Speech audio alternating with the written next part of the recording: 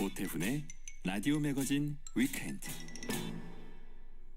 네, 일상에서 발견하는 실용 인문학 이야기를 나눠보는 시간입니다. 생활 속의 인문학, 인문학 저자 이혁원 작가와 함께합니다. 어서 오세요. 네, 안녕하세요. 뭐에 대해서 얘기할까요 오늘? 네, 오늘은 새로운 것을 대하는 자세라는 주제로 이야기할까 합니다. 네.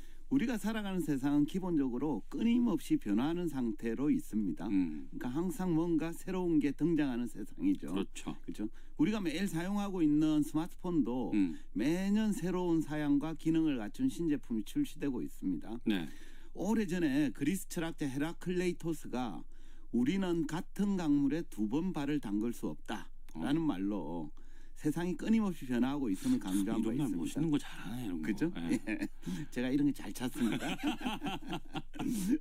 어쨌든 지금 우리가 딱 그런 세상을 살고 있는 것 같아요. 네. 예컨대 제가 지금 어떤 자동차를 타고 있는데 굉장히 마음에 들어요. 네네. 해서 10년쯤 타다가 예전에 구입했던 동일한 브랜드, 동일한 사양의 자동차를 네. 한 번 더 타겠다라고 생각을 하고 있습니다. 예, 예. 이거 가능할까요? 저 이렇게 한번 해본 적 있거든요. 예. 근데 이거 쉽지 않아요. 그 예. 주변에서 뭐라고 엄청 욕합니다. 이런 거. 왜 그런 선택을 하느냐. 그리고 또 그걸 찾기가 쉽지 않은 게 모델이 계속 바뀔걸요. 예, 맞습니다. 그러니까 찾기가 어렵죠. 그죠? 예. 이처럼 세상이 끊임없이 변화하다 보니까 우리 앞에는 항상 새로운 것이 등장하게 되죠. 그 결과 우리에게는 그 새로운 것을 어떻게 받아들여야 할까라는 과제가 주어집니다. 그러니까 매번 등장하는 새로운 걸 기꺼이 받아들여야 할지 아니면 거부해야 될지를 선택해야 합니다.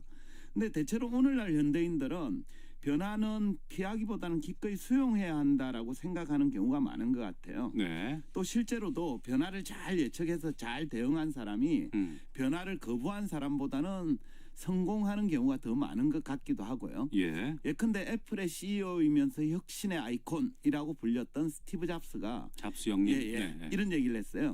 혁신은 리더와 추종자를 구분한다.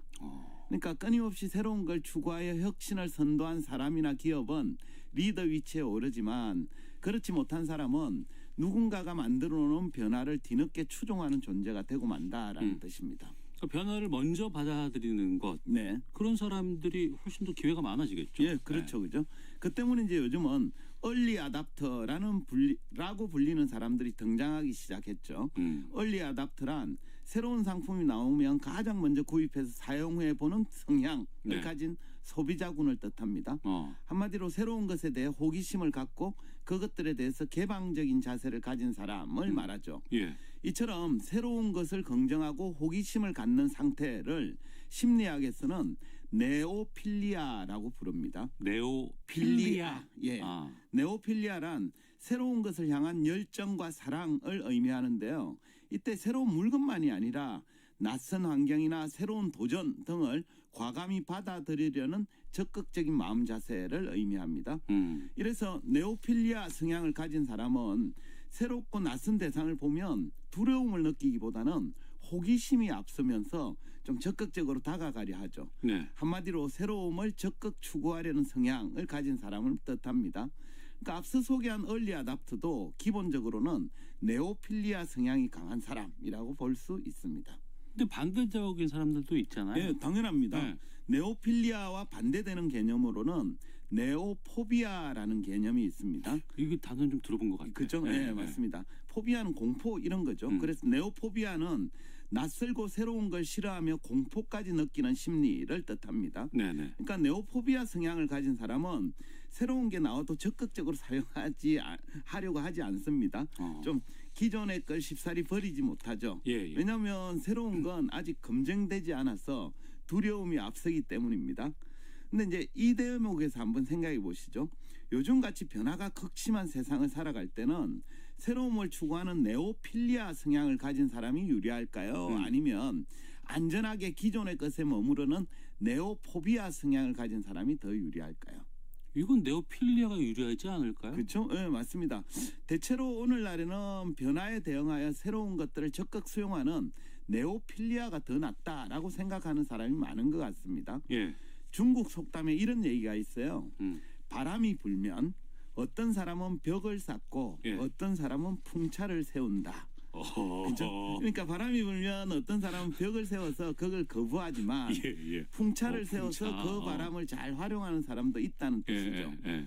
또 동양 고전에도 변화를 긍정하고 끊임없이 새로움을 추구하라라고 강조하는 문구가 많은데요. 네. 많이 들어보셨을 거예요. 날이 갈수록 새로워지라라는 뜻의 일신우일신이라든지 옛것을 익히고 새로운 것을 알라라는 의미의 옹고의 지신 같은 고사성어도 모두 새로움을 거부하지 말고 적극 수용하라라는 의미도 읽힙니다. 네. 하지만 한편 이런 의문이 들기도 하더라고요. 매번 새로운 걸 수용하고 받아들이면 예. 그러한 선택으로 인해서 이전보다 편안하고 행복해질까? 어떻게 생각하십니까? 저 휴대폰을 쓰고 있는데 네. 이게 자동으로 업데이트가 돼요. 예. 그럼 거기에 새로운 신기능 같은 걸 계속 그렇죠. 알려주거든요. 예. 저 그거 못 봐요. 못 따라가고. 예, 그런 측면이 있죠, 그죠? 네. 양면이 있는데 예. 변화나 혁신, 뭐 새로움 이런 단어들은 표현 자체로는 되게 아름답게 들립니다. 하지만 실제 그걸 행하는 사람에게는 결코 쉬운 상황은 아닐 수도 있죠. 그러니까 끊임없이 새로움을 추구한다. 이 말은 달리 표현하면 한 번도 안정을 경험하지 못한다라는 말과 비슷합니다. 폴란드 출신의 사회학자인 지그문트 바우만이 모두스 비벤디라는 책에서 끊임없이 변화하는 오늘날의 세계에서 새로움을 추구하는 경향, 진보에 대해서 이렇게 얘기합니다. 한번 들어보십시오. 진보는 한때 철저한 낙관주의의 가장 극단적인 표현이자 보편적이고 지속적인 행복에 대한 약속이었지만 이제 진보는 무자비하고 피할 수 없는 변화의 위협을 의미하며 따라서 평화와 안식이 아니라 지속적인 위기와 긴장을 예고함으로써 단 한순간의 휴식도 허용하지 않는다. 그러니까 오늘날 현대인들은 끊임없는 변화를 통해서 발전을 이루어야 한다라는 식의 소위 진보의 낙관적인 약속 때문에 그렇게 하지만 행복을 느끼기는커녕 항상 위기와 긴장 속에서 살아간다는 거죠. 네. 그러니까 현대인들은 끊임없이 변해야 한다. 변하지 않으면 죽는다라는 이 변화의 위협 속에 살지만 그로 인해서 안정감보다는 불안감에 휩싸인 채 단 한순간도 휴식을 취하지 못한다라는 게 바우만의 진단입니다. 그렇다고 나 혼자만 이렇게 그냥 혼자서만 고독하게 살 수도 없죠. 없고 변화를 또 거부할 수도 없는 예, 거고 그게 그렇죠? 힘들어요. 예, 맞습니다. 네. 그래서 피곤하고 힘들죠. 쉬지도 못하고 그죠? 그러니까 세상이 변하니까 나도 변해야 된다라는 당위에는 동의가 될 겁니다. 네. 하지만 그 변화를 따라간다고 해서 그 끝에 행복이나 천국이 기다리고 있다는 보장은 없죠. 그렇죠. 이렇게 이제 현대인들은 항상 새로움을 추구하고 변화에 동참하라라는 지상 명령으로 인해서 한시도 쉬지 못하고 고군분투하는 처지에 놓여 있는지도 모르겠습니다. 이에 대해서 바우만은 또 이렇게 주장합니다. 한번 들어보십시오. 진보는 끝도 없고 중단되는 일도 없는 자리 다툼 게임으로 변질되었는데 이 게임에서는 잠시라도 한눈을 팔면 돌이킬 수 없을 정도로 패배에 결정적으로 도태되고 만다. 진보는 큰 기대치와 달콤한 꿈 대신에 뒤처지게 되어 버림받는 악몽으로 가득 찬 불면증을 유발한다. 그러니까 새로움을 향한 노력이 유토피아에 이르기 위한 게 아니라 뒤처져서 버림받지 않기 위한 자리다툼 게임으로 변질되었다는 주장이에요. 네. 결국 오늘날 새로움을 추구하는 변화와 혁신 이런 것들은 행복과 천국에 이르는 계단이 아니라 어쩌면 지옥으로 떨어지지 않기 위한 싸움으로 바뀌었는지도 모르겠습니다. 그러니까 변화를 받아들이고 네. 난 적응해야 돼. 네. 이 변화는 옳은 거야라고 계속 발버둥치는 게 좀 네. 그런 느낌이 드네요. 그렇죠. 네. 예. 비슷한 관점이 루이스 캐럴의 소설 거울나라 앨리스에도 나오는데요. 소설에서는 붉은 여왕의 손을 잡고 달리던 앨리스가 계속 뛰어도 제자리인 것 같아서 이상합니다라고 묻자 여왕은 이렇게 얘기합니다. 제자리에 있고 싶으면 계속 뛰어야 한다. 그러니까 앞으로 나가기 위해서가 아니라 현재 자리에 머물기 위해서도 계속 뛰어야 한다라는 뜻입니다. 예. 이게 어쩌면 오늘날 우리 모습과 비슷하지 않나 싶어요. 예. 현대인들은 성공과 행복을 위해서가 아니라 단지 현재 있는 위치를 지키기 위해서도 끊임없이 뛰어다녀야 됩니다. 잠시도 쉴 틈이 없죠. 근데 이제 한편 오늘날에는 매번 새로운 것들을 찾는 사람이 적지는 않습니다. 하지만 그들이 추구하는 새로움의 대상이 정말 올바른가에 대해서도 생각해 볼 필요가 있겠는데요. 오늘날 얼리 아답터가 추구하는 새로움이란 대개는 상품이나 소유물에 국한되는 경우가 많은 것 같아요. 매번 신상품이 나오면 가장 먼저 소비함으로써 유행의 최첨단을 걷고 있다라고 생각하는 거죠. 네. 근데 이 대목에서 한번 생각해 보시죠. 매번 새로운 상품이 나오면 가장 먼저 사용해보는 얼리 아답터와 기존의 것을 오랫동안 고수하는 사람 중에 누가 더 품격이 있을까? 제가 답변하기 쉽게 예를 들어서 설명해 보겠습니다. 네. 그러니까 매번 새로운 기능의 스마트폰이 나오면 즉시 새 걸로 바꾸는 사람하고 여전히 구형 투지폰을 고수하는 사람 중에 누가 더 멋있어 보이던가요? 지금도 투지폰 고수하는 분들이 계실까요? 예, 어쩌다가 있긴 합니다. 그죠? 예. 근데 사실 여기엔 정답이 없죠. 그죠?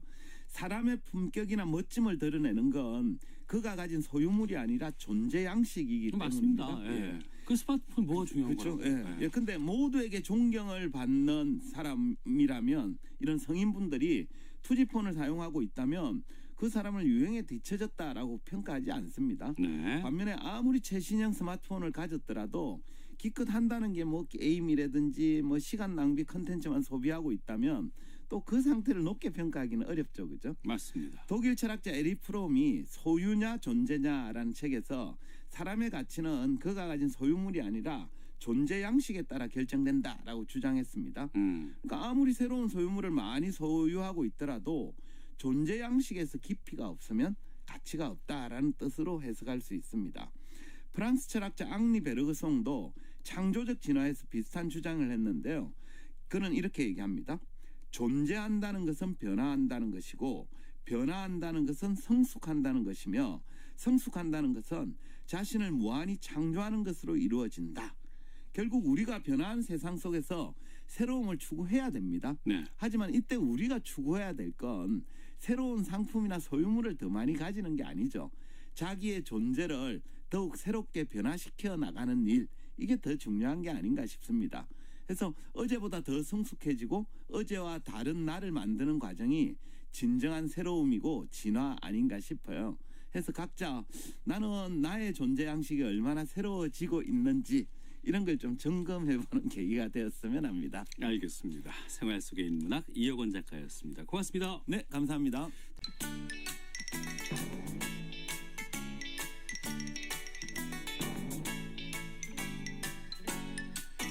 오태훈의 라디오 매거진 위켄드.